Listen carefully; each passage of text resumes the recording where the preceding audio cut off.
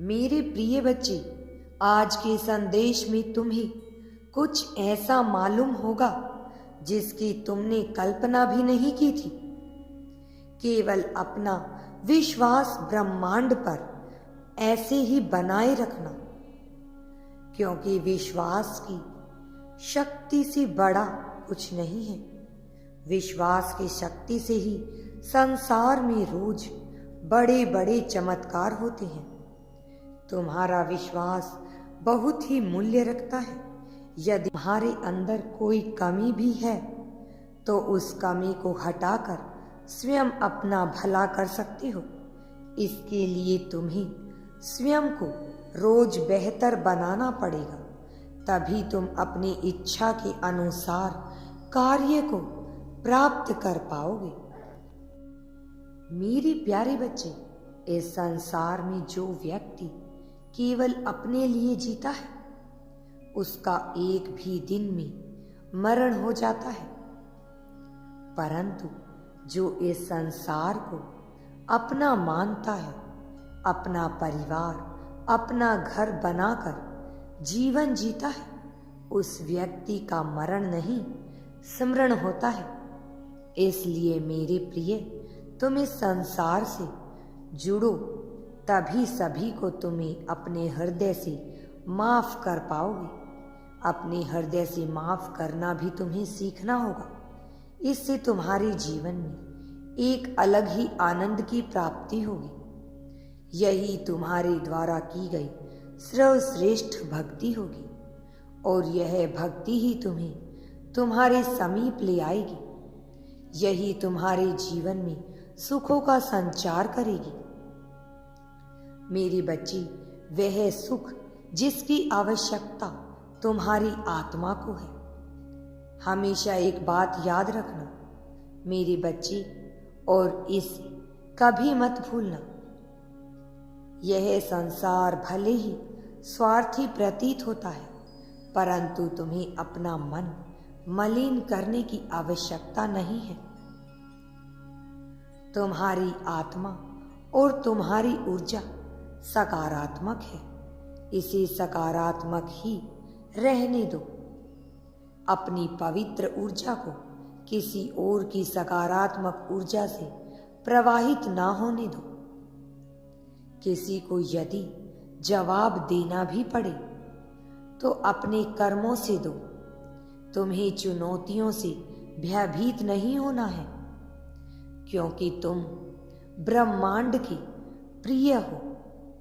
तुम्हारी भक्ति निस्वार्थ और सच्ची है, क्योंकि भयभीत होने वाले व्यक्ति जीवन में आगे नहीं बढ़ पाते हैं। तुम्हारा जन्म आवश्यक रूप से आकाश में विचरण करने के लिए हुआ है। अपनी अलौकिक ऊर्जा से इस संसार का कल्याण करने के लिए हुआ है। उसके लिए तुम्हें स्वयं को तैयार करना होगा। मेरे बच्चे, स्वयं पर कार्य करना पड़ेगा तुम्हें।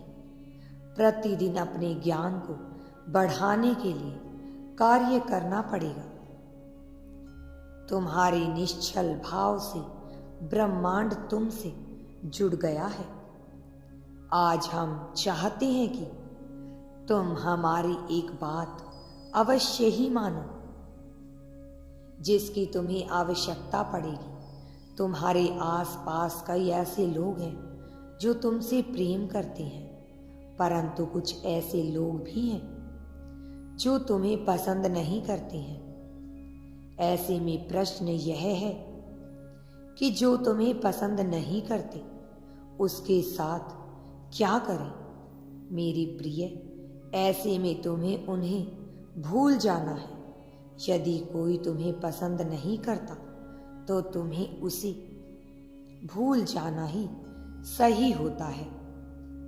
मेरी प्यारे बच्ची, और मैं सदैव तुम्हारे साथ भी रहूंगा।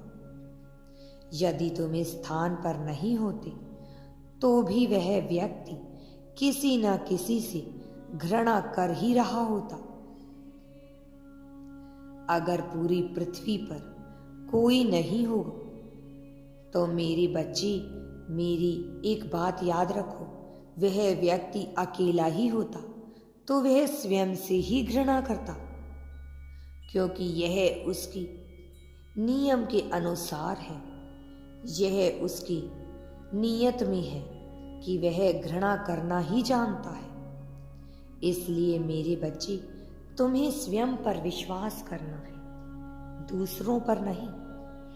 यही व्यक्ति की पहचान है। या तो तुम्हें औरों से अलग और सुखी बनाती है, यही सोच तुम्हें संसार की सभी चीजों की समीप ले जाती है। मनुष्य के जीवन में केवल दो ही मूल्य वस्तुएं हैं, सुख और दुख।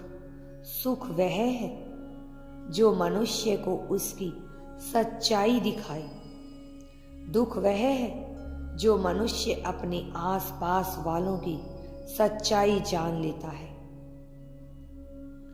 अब जो मैं तुम्हें बताने जा रहा हूं, उसे ध्यान पूर्वक समझने का प्रयास करना।